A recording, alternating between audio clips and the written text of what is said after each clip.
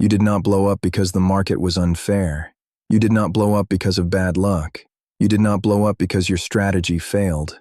You watched something move, and something inside you could not let it move without you. So you chased it, and then you chased it again. And by the time you stopped, the account was gone. And the worst part was not the money. The worst part was that somewhere in the middle of it, you knew exactly what you were doing. And you did it anyway. That moment of self-awareness inside the destruction is the heaviest thing a trader can carry, and almost nobody talks about what happens after it. Most traders who blow up never come back, not because they lack the money to fund another account, not because the market broke them, but because of what the blow-up said to them about themselves. It said something they were not prepared to hear, that the enemy was never out there.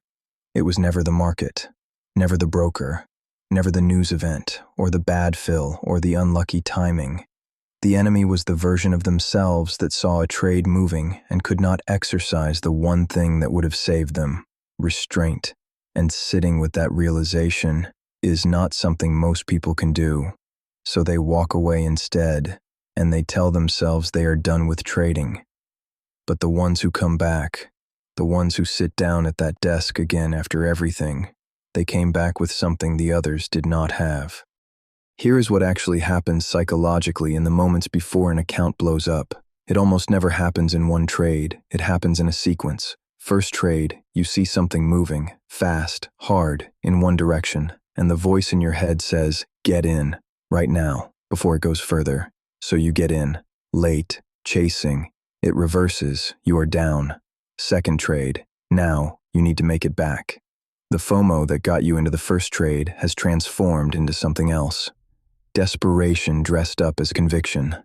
You size up. This one will fix it. It does not fix it. Third trade, rational thought is almost completely offline now. The part of your brain responsible for risk assessment has been overridden by the part responsible for survival, for threat response. You are not trading anymore. You are fighting, and you cannot win a fight against a market that does not know you exist. By the time the account hits zero, the trading stopped hours ago. What happened in those final trades was something else entirely. It was a person trying to undo a mistake using the same thinking that created it. I want to be honest about something. There is a specific kind of shame that comes from blowing an account to FOMO trading. Not the shame of a strategy failing, not the shame of being stopped out cleanly on a trade you believed in. The shame of watching something move and not being able to stop yourself from chasing it. Even as part of you was saying, this is not a setup. This is not in the plan. This is fear of missing out disguised as opportunity. You heard that voice, and you clicked anyway, and then clicked again, and again, until the number on the screen said 0, and you sat there in the silence after it.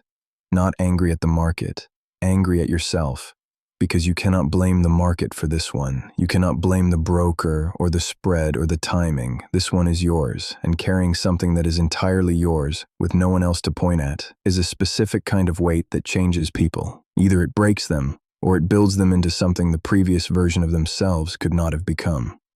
Here is what most traders miss about blowing up an account. It is not a failure of strategy. It is a revelation of psychology. The blow-up shows you, with absolute clarity and no room for interpretation, exactly where your weakest points are.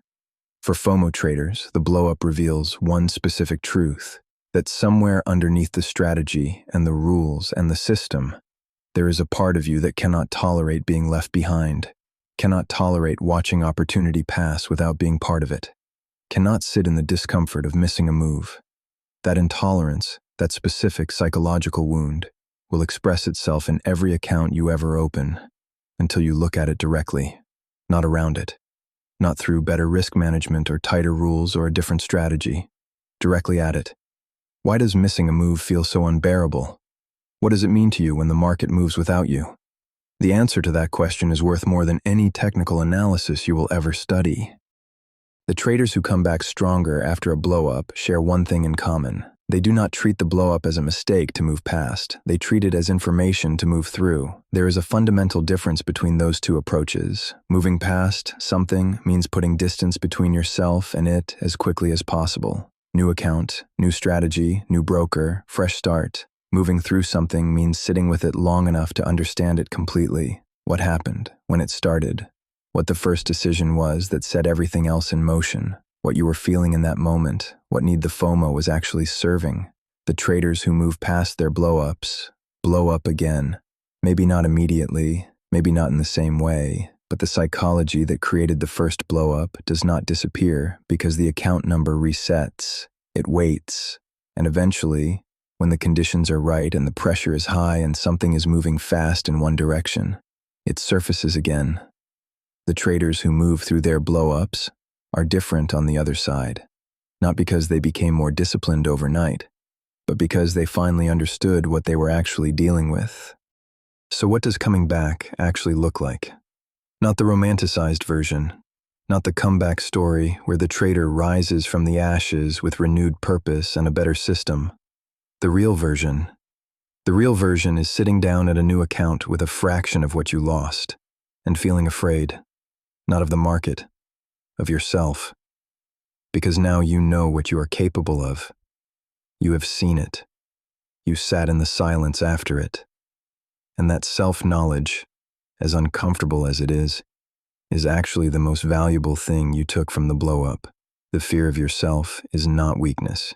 It is appropriate respect for the psychological forces that ended the last account. And if you can trade from that place, with that specific humility, something changes.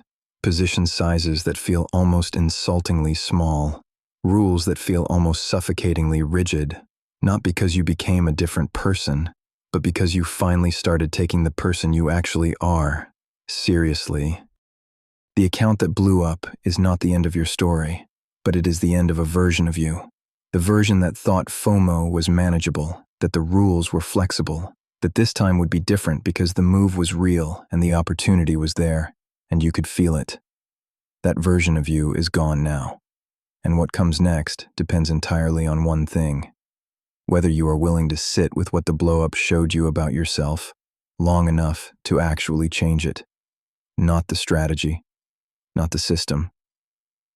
You. The traders who come back and find something real on the other side of a blow-up are not the ones who forgot what happened. They are the ones who never let themselves forget, who kept that silence, that specific silence after the account hit zero, somewhere close enough to feel it when the next FOMO trade starts pulling. And instead of clicking, they sat with the discomfort and let it pass. That is not discipline. That is earned wisdom, and it cannot be bought. It can only be lived through.